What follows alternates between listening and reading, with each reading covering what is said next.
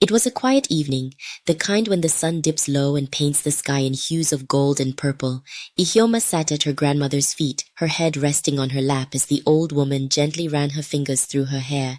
The rhythmic chirping of crickets filled the air, accompanied by the distant hum of the river. Grandmother, with her wise eyes and warm smile, looked down at Ihioma and said, "Tonight, my child, I will tell you a story of how I met your grandfather." Ihioma's eyes lit up with curiosity. She shifted to sit cross-legged, gazing intently at her grandmother.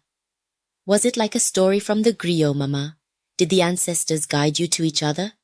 Grandmother chuckled, the sound like soft drum beats. "Ah, child, listen well, for this story has all of that and more. It begins with the river. Many years ago, in a village nestled between rolling hills and the river Nkosa, I was a young woman named Nia. I was known for my weaving, creating baskets that told the stories of our ancestors, and for my voice, which some said could calm even the fiercest storm. One season, the elders spoke of the river showing its stones, a rare sign that destiny was calling. One morning, as the first light danced on the water, I felt a pull as if the river whispered my name.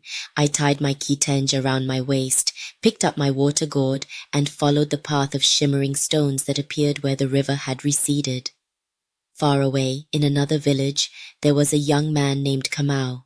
He was a hunter with a kind heart, but his true love was not the hunt, it was the soil. He dreamed of planting gardens and bringing life from the earth. That same morning, Kamau also felt the river's call and set out, spear in hand, though his heart carried seeds of dreams. It was on that river path, just as the sun kissed the midday sky, that I met him. I was trying to catch a silver fish darting through the shallow waters when my foot slipped on the stones. Before I could fall, Kamau appeared as if sent by the ancestors themselves and caught me. For a moment, we simply stared at each other, the river humming a song that only we seemed to hear.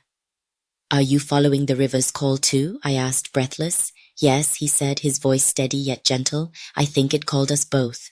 We walked together along the path, sharing stories of our lives and our dreams. I told him about my love for weaving and stories, and he confessed his dream of becoming a gardener. I remember smiling and saying, "The one who brings life from the soil is a storyteller too. Each plant has its own tale, and you are their keeper." As the sun set, we reached a clearing where an ancient fig tree stood tall and proud, its roots like the arms of an elder cradling the earth. Beneath the tree sat a griot, his eyes gleaming with wisdom. "You have found what the river wished to reveal," he said. "The stones have guided you to each other. Together, you will build a legacy greater than yourselves."